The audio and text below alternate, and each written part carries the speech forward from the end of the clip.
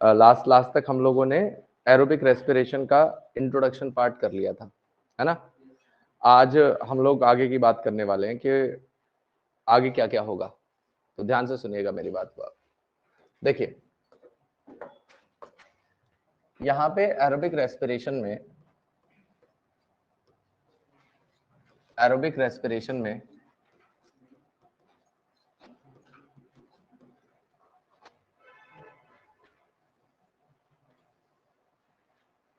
Basically क्या होगा, जो ग्लाइकोलिसिस होने के बाद में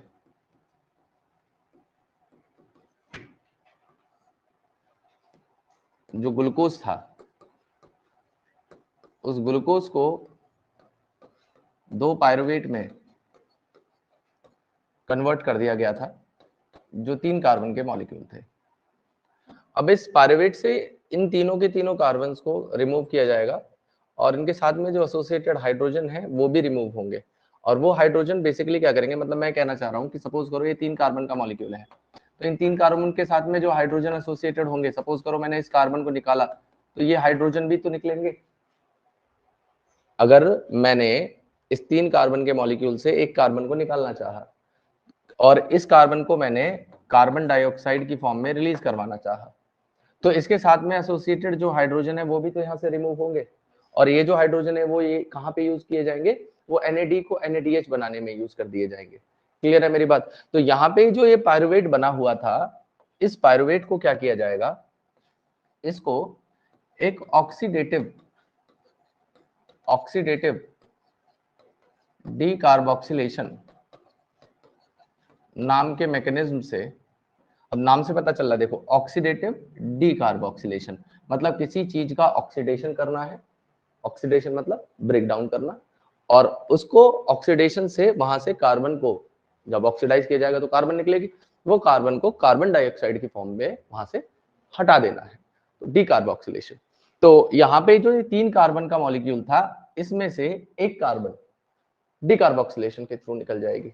तो यहाँ पे जो हमारे पास में 2 मॉलिक्यूल 3-3 कार्बन के पायरुवेट हुआ करते थे, वही 2 मॉलिक्यूल यहाँ पे एसिटाइल कोएंजाइम के बचेंगे, वही 2 मॉलिक्यूल यहाँ पे एसिटाइल कोएंजाइम के बचेंगे। और इस प्रोसेस में एक्चुअल में क्या होता है, ध्यान से सुनिएगा। इस प्रोसेस को अगर हम लोग डिटेल में पढ़ना चाहें, इस ऑक्सीडेटिव डीकार्बोक्सिलेशन को हम डिटेल में पढ़ना चाहें, तो ये ऑक्सीडेटिव डीकार्बोक्सिलेशन प्रोसेस आपका 3 नामों से और जाना जाता है। इसको हम लोग लिंक रिएक्शन भी कहते हैं, इसको हम ट्रांजिशन रिएक्शन भी कहते हैं, इसे हम ट्रांजिशन रिएक्शन भी कहते हैं, और इसी को हम लोग गेटवे रिएक्शन भी कहते हैं, इसको हम लोग गेटवे रिएक्शन भी नाम देते हैं। ये 3 अलग अलग नाम हैं जो इसी प्रोसेस को दिए जाते हैं। अच्छा, लिंक रिएक्शन क्यों कहा जाता है, देखो अभी तक यहाँ से ग्लाइकोलिसिस से पायरुवेट बना है, ग्लाइकोलिसिस, यहाँ पे ऑक्सीजन की कोई जरूरत नहीं थी, ठीक है जी। यहाँ पे इस प्रोसेस को करने में भी ऑक्सीजन की कोई जरूरत नहीं होती। तो आप एक तरीके से कह सकते हो कि जो दोनों प्रोसेस चल रहे हैं अभी एनारोबिक है। लेकिन ये जो एसिटाइल कोएंजाइम में बना है, ये एसिटाइल कोएंजाइम में एंटर करता है क्रेब्स साइकिल नाम के मैकेनिज्म से। अभी थोड़ी देर में हम इसको भी पढ़ेंगे और याद करेंगे आज। तो क्रेब्स साइकिल के अंदर जब ये एसिटाइल कोएंजाइम में एंटर करेगा, तो यहाँ पे ऑक्सीजन की रिक्वायरमेंट होती है, यहाँ पे ऑक्सीजन की रिक्वायरमेंट होगी। तो यहां से जो प्रोसेस होगा वो एरोबिक हो जाएगा। इससे पहले तक जो प्रोसेस था वो एनारोबिक था। तो ये रिएक्शन ऐसा रिएक्शन है जो एनएरोबिक और एरोबिक प्रोसेस को लिंक करने का काम करता है, या एक तरीके से कह लीजिए यहाँ पे एनएरोबिक प्रोसेस से एरोबिक प्रोसेस में ट्रांजिशन हो रहा है। तो लिंक रिएक्शन इसलिए कहा गया क्योंकि ये क्या कर रहा है, लिंक कर रहा है एनारोबिक प्रोसेस को एरोबिक प्रोसेस से। और दूसरा मैंने इसको नाम दिया है ट्रांजिशन। ट्रांजिशन में इसलिए कह रहा हूं क्योंकि यहाँ पे क्या हो रहा है, एनारोबिक प्रोसेस से ट्रांजिट होके एरोबिक प्रोसेस में ये जा रहा है। और this reaction is also providing gateway from anaerobic to aerobic process, that's why it is known as gateway reaction. Clear है मेरी बात। ये तीनों नाम इसी एक कॉमन स्टेप को दिए जाते हैं। अब यहाँ पे बेसिकली क्या होगा, इस प्रोसेस में एक एंजाइम होता है जिसको हम लोग नाम देते हैं पायरुवेट डिहाइड्रोजिनेज, पायरुवेट डिहाइड्रोजिनेज, ये एंजाइम यहां पे एक्ट करेगा और हाइड्रोजन्स को रिमूव करवाएगा। कैसे? यहां पे जो हमारे पास में दो पायरुविक एसिड थे या जो दो पायरुवेट हुआ करते थे, उन दो पायरुवेट के साथ में NAD, दो NAD, अगर मैं एक पायरुवेट लूंगा तो एक NAD, दो बने थे तो दो NAD, क्योंकि ग्लाइकोलाइसिस से एक ग्लूकोज से दो पायरुवेट बने थे ना, तो मैं दो पायरुवेट दो NAD, साथ में मैं ले रहा हूं एक कोएंजाइम ए, कोएंजाइम ए, ये तीनों चीजें रिएक्ट करेंगी और यहाँ पे क्या होगा, इस पायरुवेट के साथ में जो 3 कार्बन का पायरुवेट था, इस 3 कार्बन के पायरुवेट के अंदर क्या हुआ भाई? मोबाइल बजा है? क्या बजा दिया ऐसा उसने? है?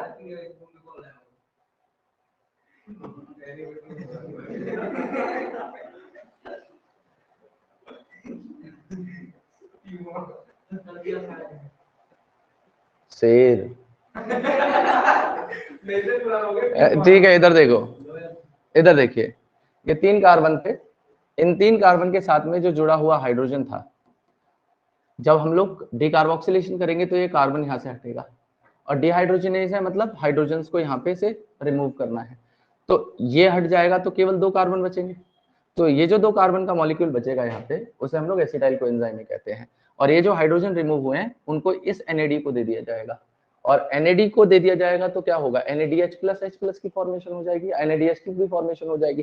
तो यहाँ पे जो रिजल्टेंट बनेगा वो बनेगा 2 कार्बन का एसिटाइल और साथ में इसके जुड़ जाएगा कौन, कोएंजाइम है, तो उसको मॉलिक्यूल को नाम दे दूंगा मैं क्या, एसिटाइल कोएंजाइम है।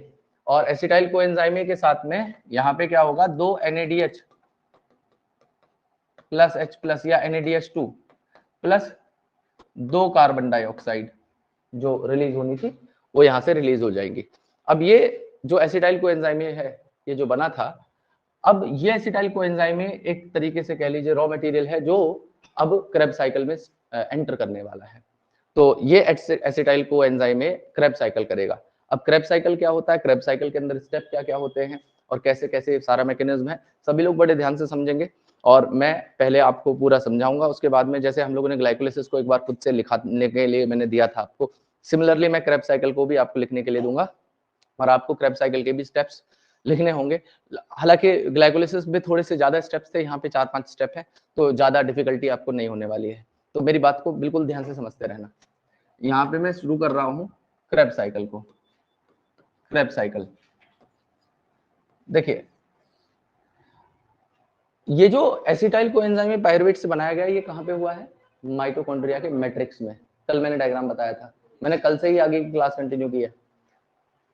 ये जो बना है ना पायरुवेट, पहले क्या किया गया था, ग्लाइकोलाइसिस हुआ था साइटोप्लाज्म में, साइटोप्लाज्म में ग्लाइकोलाइसिस होने के बाद में 2 पायरुविक एसिड को बना दिया गया था और उनको ट्रांसपोर्ट करा दिया गया था कहाँ पे, माइटोकॉन्ड्रिया के अंदर। और माइटोकॉन्ड्रिया के मैट्रिक्स वाले पार्ट में ये सबसे पहला काम हुआ है, मैट्रिक्स के अंदर ही हुआ। ये जो रिएक्शन हुआ है, it occur inside the mitochondrial matrix, ये माइटोकॉन्ड्रिया के मैट्रिक्स वाले पार्ट में हुआ है। और यहाँ पे जो क्रेब्स साइकिल होगी, ये क्रेब्स साइकिल भी माइटोकॉन्ड्रिया के मैट्रिक्स वाले पार्ट में ही होगी। तो this Krebs cycle also take place inside the matrix of mitochondria या माइटोकॉन्ड्रियल मैट्रिक्स, इस बात को आप याद रखिएगा। अब देखिए, क्रेब्स साइकिल के और भी नाम होते हैं। इस क्रेब्स साइकिल को हम लोग सिट्रिक एसिड साइकिल भी कहते हैं, इसी साइकिल को हम लोग ट्राई कार्बोक्सिलिक एसिड साइकिल भी कहते हैं। इसी क्रेब्स साइकिल के 2 नाम और हैं, एक CAC मतलब सिट्रिक एसिड साइकिल और TCA try carboxylic acid cycle.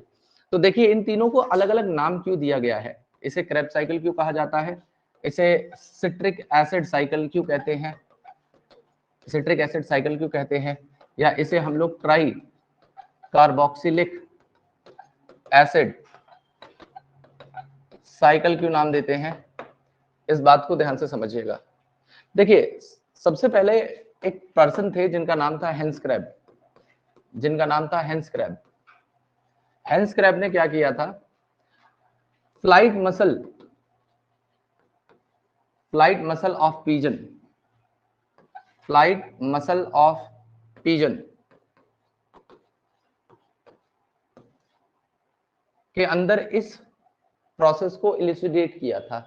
This process was discovered inside pigeons flight muscle, मतलब जिसकी मदद से पिजन उड़ पाते हैं, उन मसल्स के अंदर इस प्रोसेस को पहली बार डिस्कवर किया गया और इसको हेंस क्रैब ने किया था। इस वजह से हम इसे क्रैब साइकिल नाम देते हैं।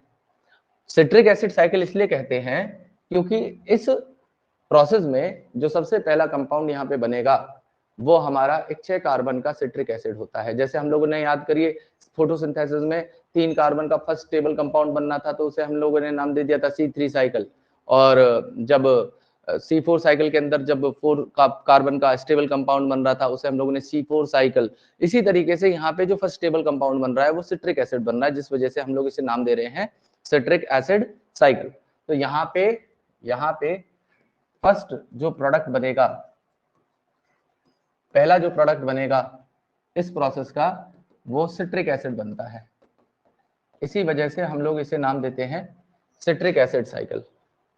और ट्राई कार्बोक्सिलिक एसिड साइकिल हम लोग इसलिए कहते हैं इसे कि यहाँ पे बहुत सारे ऐसे इंटरमीडिएट्स इस प्रोसेस में बनेंगे। देयर आर मेनी इंटरमीडिएट्स जो अलग अलग स्टेप में रिएक्शन में बनते चले जाएंगे, जिनके पास में 3 कार्बोक्सिल ग्रुप होते हैं, जिनके पास में 3 कार्बोक्सिल ग्रुप जुड़े होते हैं।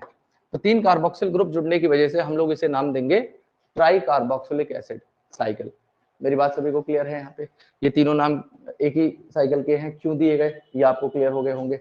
अब ये प्रोसेस कैसे शुरू होगा, देखिए आपकी एनसीईआरटी के अंदर इसको अलग तरीके से बताया हुआ है, और अलग तरीके से क्या बताया हुआ है, ऑक्सीडेटिव डीकार्बोक्सिलेशन वाले स्टेप को भी इसके ऊपर दिखाया गया है। तो हम लोग जो एनसीईआरटी के अंदर बनाया गया था उसी डायग्राम को हम लोग यहाँ पे समझेंगे, या उसी चार्ट को हम लोग समझेंगे। तो यहाँ पे शुरुआत जो एनसीईआरटी में की गई है वो ग्लूकोज से की गई है। सबसे पहले ग्लूकोज से पायरुवेट को बनाया गया है, और ये जो पायरुवेट बना है ये ग्लाइकोलिसिस से बन गया है, और इस पायरुवेट को अब दूसरे स्टेप में एसिटाइल कोएंजाइम में बना दिया गया है। अब यहाँ पे एक ग्लूकोज था, 2 पायरुवेट थे, ग्लूकोज 6 कार्बन था, पायरुवेट 3 कार्बन थे, और एसिटाइल कोएंजाइम में 2 कार्बन थे। तो अगर ये 2 एसिटाइल कोएंजाइम में बने जो 2 कार्बन के हैं, तो यहाँ से 2 कार्बन निकले होंगे, और वो 2 कार्बन किस फॉर्म में निकल गए, यहाँ से 2 CO2 की फॉर्म में निकल गए। यहाँ पे ऐड क्या हुआ होगा, कोएंजाइम में ऐड हुआ होगा। यहाँ पे फॉर्मेशन किस चीज की हुई होगी, 2 NAD मॉलिक्यूल से 2 NADH मॉलिक्यूल की फॉर्मेशन हो गई होगी। ये पहला स्टेप है। यहाँ पे एंजाइम कौन सा इन्वॉल्व हुआ होगा, तो एंजाइम यहाँ पे इन्वॉल्व हुआ होगा जिसे मैं कहूंगा पायरुवेट डिहाइड्रोजिनेज, पायरुवेट डिहाइड्रोजिनेज। अब ये जो 2 एसिटाइल कोएंजाइम यहाँ पे बने हैं, ये जो 2 एसिटाइल कोएंजाइम हैं, इनके साथ में रिएक्ट करेगा सबसे पहला कंपाउंड। अब देखो आपको याद रखना है, एक छोटा सा निमोनिक है, ओल्ड साइकिल के साथ में अब O से हो जाएगा ऑक्जेलो एसिटिक एसिड, ये हो जाएगा citric acid, alpha ketoglutaric acid, succinic acid, malic acid. ठीक है जी, मेरी बात याद रहेगी। ओल्ड के साथ में हो जाएगा ऑक्जेलो एसिटिक एसिड, C से हो जाएगा सिट्रिक एसिड, K से हो जाएगा अल्फा कीटोग्लूटरिक एसिड, S से हो जाएगा सक्सेनिक एसिड, और M से हो जाएगा मैलिक एसिड। क्लियर रहेगी मेरी बात सभी को? अब यहाँ पे क्या होगा, सबसे पहले जो ऑक्जेलो एसिटिक एसिड था, मैं पूरा नाम लिख रहा हूं इसका, मैं इसका पूरा नाम लिख दे रहा हूं, ऑक्जेलो एसिटिक एसिड। ये 6 कार्बन का नहीं, ये है 4 कार्बन का कंपाउंड।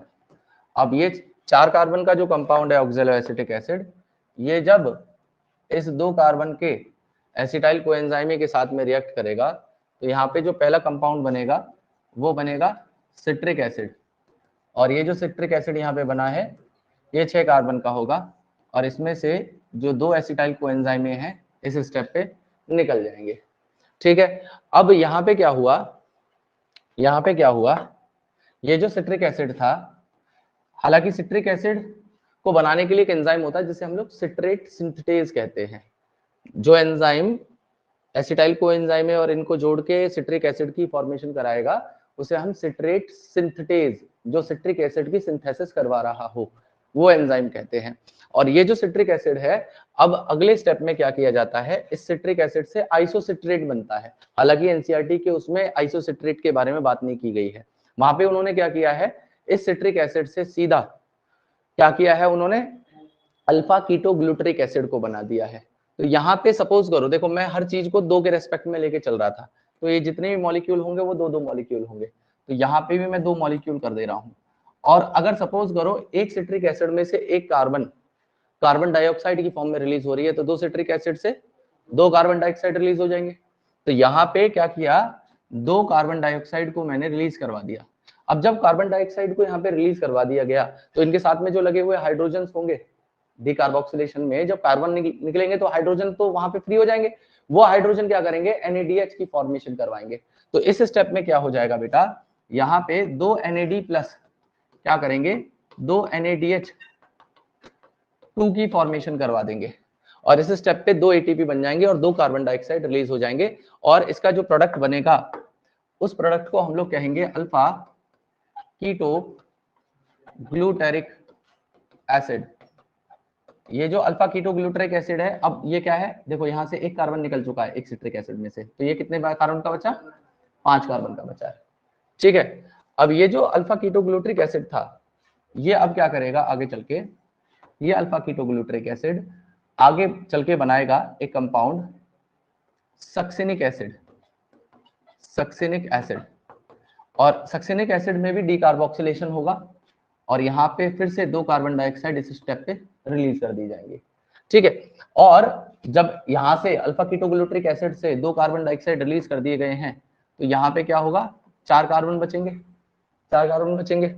इसमें एक स्टेप मिस किया हुआ है इन्होंने, अल्फा कीटोग्लूटरिक एसिड से सीधा सक्सिनिक एसिड नहीं बनता, पहले सक्सिनाइल कोएंजाइम में बनता है, फिर सक्सिनिक एसिड बनता है, वो एनसीईआरटी में शो नहीं किया हुआ।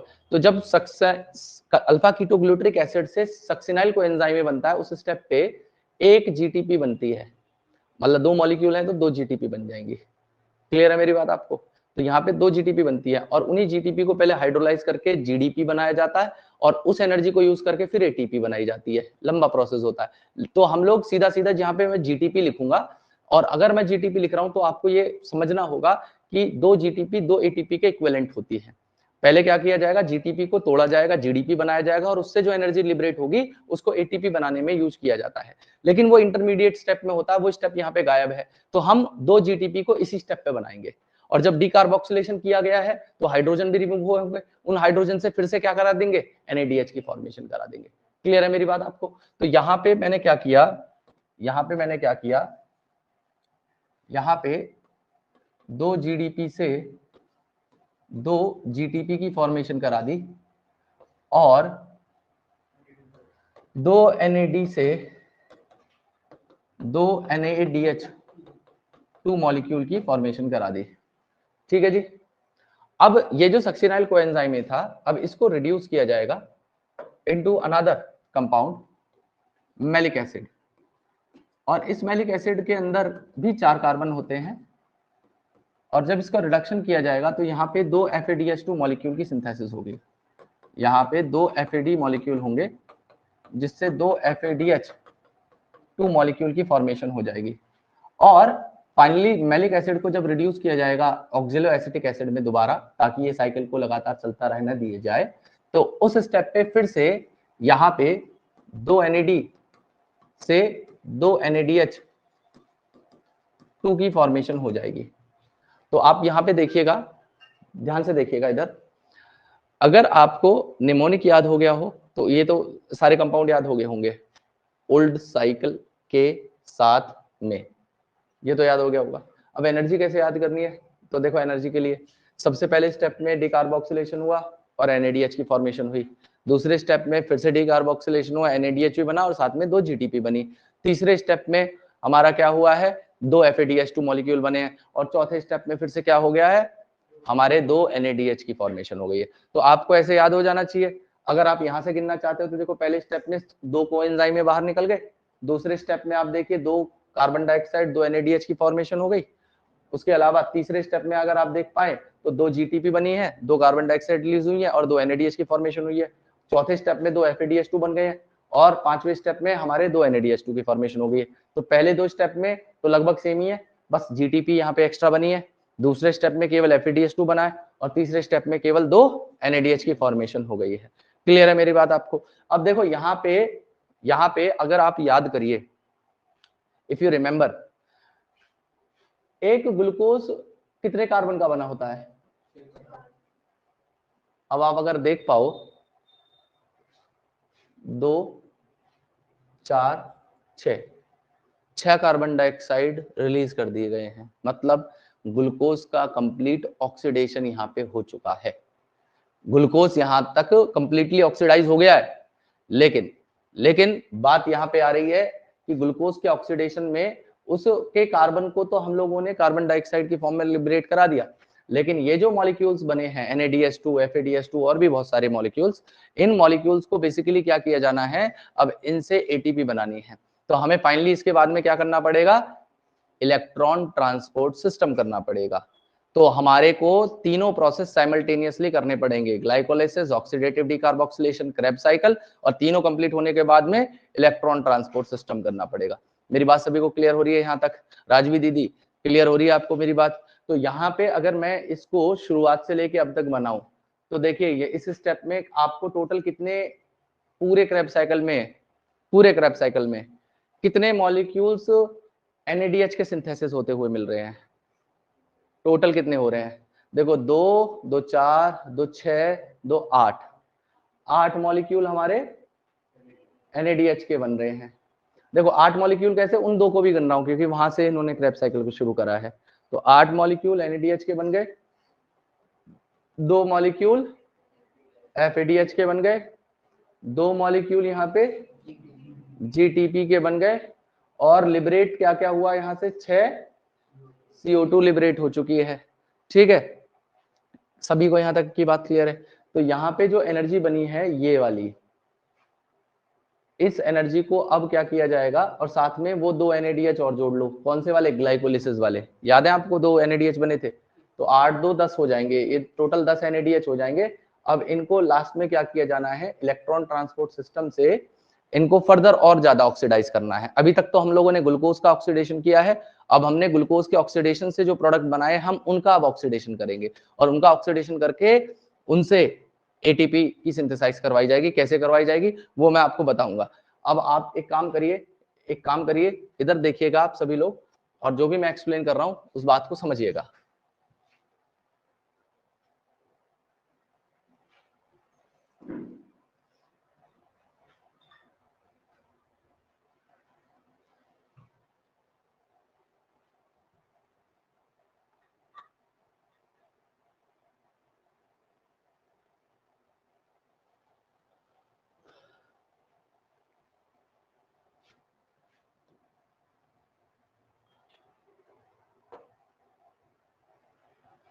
देखिए क्रेब्स साइकिल को करने के लिए ऑक्सीजन की रिक्वायरमेंट होती है, और एक याद रखना, एक एंजाइम होता है जिसको कहते हैं हम लोग सक्सिनेट डिहाइड्रोजिनेज। वो बेसिकली क्या करता है, अभी एक स्टेप पढ़ा था हम लोगों ने, सक्सिनेट से क्या बना था, मैलिक एसिड बना था।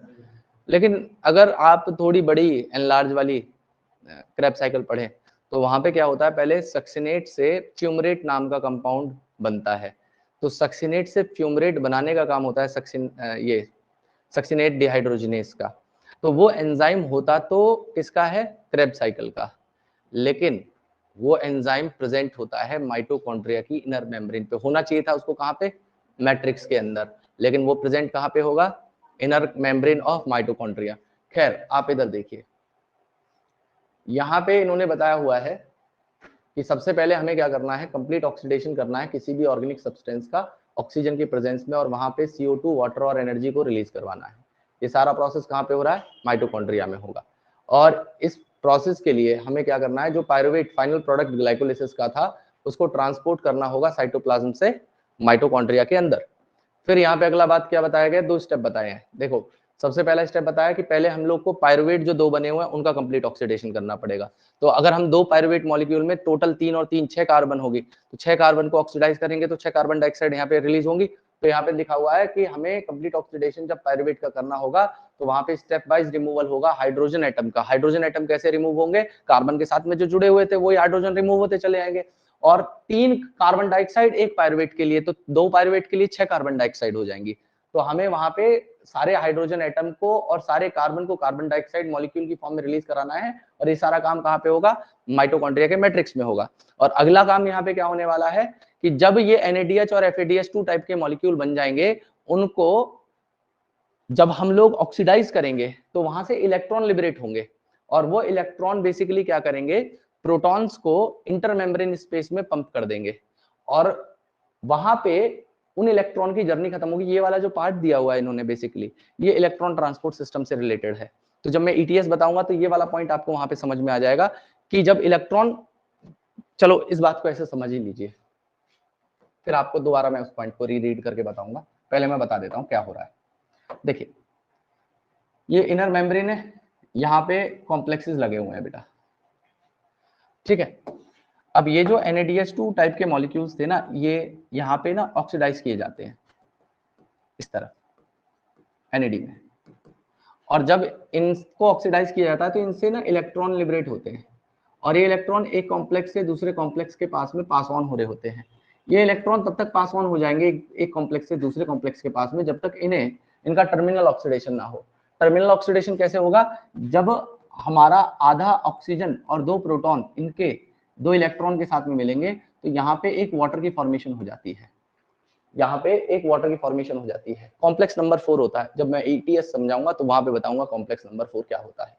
और दूसरी बात आपको याद ये रखनी होगी कि यहाँ पे जो ये NAD को हाइड्रोलाइज किया गया था तो यहाँ पे प्रोटॉन भी रिलीज होते हैं। तो उन प्रोटॉन को क्या किया जाता है? इस इंटरमेम्ब्रेन स्पेस में यहाँ पे इस जगह पे इन प्रोटॉन्स को ये कॉम्प्लेक्स यहाँ पे पंप कर देते हैं। अब यहाँ पे क्या होता है? जब ये प्रोटॉन्स बहुत सारे इकट्ठे हो जाते हैं, देखो इलेक्ट्रॉन का तो काम खत्म हो गया। कब खत्म हुआ? टर्मिनल ऑक्सीडेशन में। वाटर बन के इलेक्ट्रॉन की जर्नी खत्म। लेकिन ये जो असली काम था मूविंग इलेक्ट्रॉन की एनर्जी को यूज करते हुए प्रोटॉन को यहाँ पे भेजना था इंटरमेम्ब्रेन स्पेस में। और ये प्रोटॉन क्या करेंगे? जब भी यहाँ से मूव करेंगे तो यहाँ पे लगा हुआ है कौन सा पार्टिकल? याद करिए, F0 F1 पार्टिकल। तो जब भी प्रोटॉन यहाँ से मूव करेंगे तो यहाँ पे क्या होगा? यहाँ पे ATP की सिंथेसिस हो जाएगी। क्लियर है मेरी बात? तो उसी बात को ये लिखा हुआ है। क्या लिखा हुआ है? कि पासिंग किया जाएगा इलेक्ट्रॉन को जो रिमूव किए गए थे हाइड्रोजन एटम के साथ में, मतलब NADH को जब तोड़ा गया था तो हाइड्रोजन एटम के साथ साथ इलेक्ट्रॉन रिमूव किए गए थे, उनको पास ऑन किया गया किसके पास? मॉलिक्यूलर ऑक्सीजन के पास में। और उसी के साथ में साइमल्टेनियस सिंथेसिस किसका किया गया? ATP का। कैसे किया वो मैंने आपको अभी बताया। और ये सारा काम कहाँ पे हुआ? माइटोकॉन्ड्रिया की इनर मेम्ब्रेन पे। तो ये जो पॉइंट दिया हुआ है ये इलेक्ट्रॉन ट्रांसपोर्ट सिस्टम का पॉइंट है। क्लियर है मेरी बात सभी को? चलिए, बहुत अच्छी बात है। अब आगे की बात समझिएगा। देखिए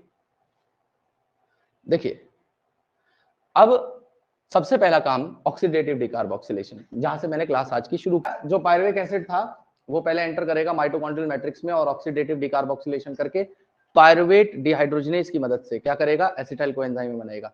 इस प्रोसेस को रिक्वायर होते हैं 2 एंजाइम जैसे NAD और कोएंजाइम A। और उसके अलावा इस प्रोसेस में 2 NADH मॉलिक्यूल प्रोड्यूस किए जाएंगे और 2 मॉलिक्यूल ऑफ पायरुविक एसिड को हाइड्रोलाइज करके उनको यूज कर लिया जाएगा। और इसमें एसिटाइल कोएंजाइम में जो बनेगा इसका प्रोडक्ट वो एंटर करेगा किसमें? TCA साइकिल के अंदर। तो ये पायरुविक एसिड, कोएंजाइम और NAD, मैग्नीशियम इसका कोफैक्टर होता है पायरुवेट डिहाइड्रोजनेज का। और उसके प्रेजेंस में ये बना देता है एसिटाइल कोएंजाइम में कार्बन डाइऑक्साइड और NADH। अगर आपको 2-2 मॉलिक्यूल के रिस्पेक्ट में करना है तो 2 पायरुविक एसिड से 2 एसिटाइल कोएंजाइम में 2 कार्बन डाइऑक्साइड और 2 NADH बना सकते हैं। अब अगली बात है यहाँ पे क्रेब्स साइकिल के बारे में। तो देखिए क्रेब्स साइकिल में 3 नाम दिए हुए हैं यहाँ पे, TCA, क्रेब्स साइकिल और सिट्रिक एसिड साइकिल। और इसको पहली बार किसने बताया था? हैंस क्रेब ने बताया था। और इस प्रोसेस में क्या क्या हुआ? तो सबसे पहला काम कंडेंसेशन का हुआ। कंडेंसेशन कैसे किया गया? एसिटाइल ग्रुप जो था ऑक्जेलो एसिटिक एसिड के साथ में रिएक्ट करा और वहां से वाटर की रिमूवल होती है बेटा। यहाँ से ना वाटर रिमूव होता है, इस प्रोसेस से वाटर रिमूवल होगा और फॉर्म करेगा सिट्रिक एसिड को, जो पहला कंपाउंड बना है वहां पे, in the presence of enzyme citrate synthetase. और इसमें से जो कोएंजाइम लगा हुआ था वो भी यहाँ से रिलीज कर दिया जाएगा। अब क्या होगा, अगला काम जो सिट्रेट था वो आइसोमराइज करके आइसोसिट्रेट बना दिया जाएगा, जो मैं बता रहा था, ये स्टेप दिया नहीं है साइकिल के अंदर। और फिर उसके बाद में आइसोसिट्रेट ही डीकार्बोक्सिलेट होता है। यहाँ पे सीधा क्या किया है, सिट्रिक एसिड को डीकार्बोक्सिलेट करके क्या बना दिया, अल्फा कीटोग्लूटरिक एसिड बना दिया गया है। और फिर डीकार्बोक्सिलेशन अल्फा कीटोग्लूटरिक एसिड करके यहाँ पे पहले यहाँ पे सीधा बनाया क्या, सक्सिनेट बनता बेसिकली क्या है, सक्सिनाइल कोएंजाइम है, जो मैंने बताया था। फिर सक्सिनाइल कोएंजाइम में सक्सिनेट को बनाता जिस स्टेप पे जीटीपी बनती है। लेकिन यहाँ पे सीधा का सीधा इन्होंने क्या किया है, अल्फा कीटोग्लूटरिक एसिड से सक्सिनिक एसिड बना दिया है। तो वो जो 2 जीटीपी बननी थी वो इसी स्टेप पे यहाँ पे बना के इन्होंने दिखा दी है। लेकिन बेसिकली वो बननी किसमें थी, अल्फा कीटोग्लूटरिक एसिड से। जब सक्सिनाइल कोएंजाइम में बनता है तब वो जीटीपी की सिंथेसिस हो पानी थी। अब अगला यहाँ पे बताया हुआ है कि सक्सिनाइल कोएंजाइम को सक्सिनिक एसिड में कन्वर्ट किया गया, जिसमें जीटीपी मॉलिक्यूल सिंथेसाइज हुए सबस्ट्रेट लेवल फॉस्फोराइलेशन में। और अगली बात लिखी हुई है, कपल्ड रिएक्शन में जीटीपी को पहले जीडीपी में कन्वर्ट किया जाएगा और साइमल्टेनियसली सिंथेसिस किया जाएगा एटीपी का एडीपी मॉलिक्यूल से। और फाइनली क्या होगा, ऑक्सीडेशन होगा किसका, सक्सिनेट का फ्यूमरेट के अंदर, और फ्यूमरेट आगे चल के क्या बना लेगा, मैलेट, और मैलेट फाइनली क्या बना लेगा, ऑक्सीडाइज करके ऑक्जेलो एसिटिक एसिड को बना लेगा। फिर ऑक्जेलो एसिटिक एसिड से ये साइकिल फिर से कंटिन्यू हो जाएगी। अब इसमें बताया हुआ है 3 पॉइंट, पहला, दूसरा, तीसरा, इन 3 पॉइंट पे NADH की सिंथेसिस हुई है, 1 पॉइंट पे FADH की सिंथेसिस हुई है। तो देखो 3 पॉइंट TCA साइकिल में NADH is reduced to NADH and 1 point FADH is reduced to FADH2।